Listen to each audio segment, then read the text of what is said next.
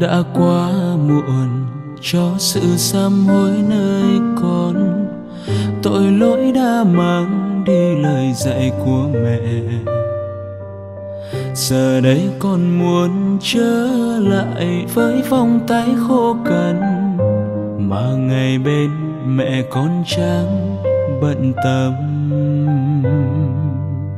Mẹ nắng con dậy bước con đi, mẹ dõi theo từng nhịp tim đập nhanh hay chậm mà con vô tâm vô nghĩ.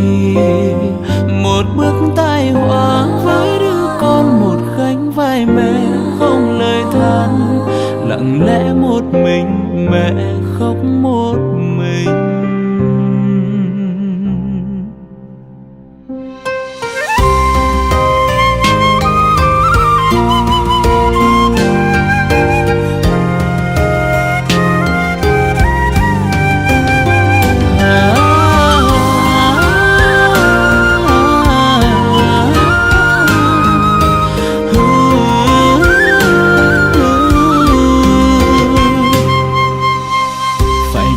Số phận làm mẹ rơi nước mắt,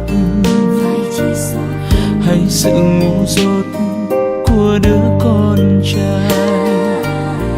Con đã tự ngã mà không phải ai số đời. Con không thể về với gia đình nữa rồi. Con nợ mẹ một lời xin lỗi, kiếp này con không thể nói. Con nợ một cô vợ hiền, con nợ mẹ một đứa cháu ngoan. Con đã biết khóc cho một tình yêu, cho hơi ấm trong hơi thở cuối cùng. Bầu trời đen đã khuất bóng mẹ, con đi nhé mẹ, mẹ đừng buồn. Đã quá muộn vì lời xin lỗi, kiếp này con không thể nói. Con nợ mẹ, con nợ mẹ. Con đã biết khóc cho tình yêu, cho hơi ấm trong hơi thở sau cuối.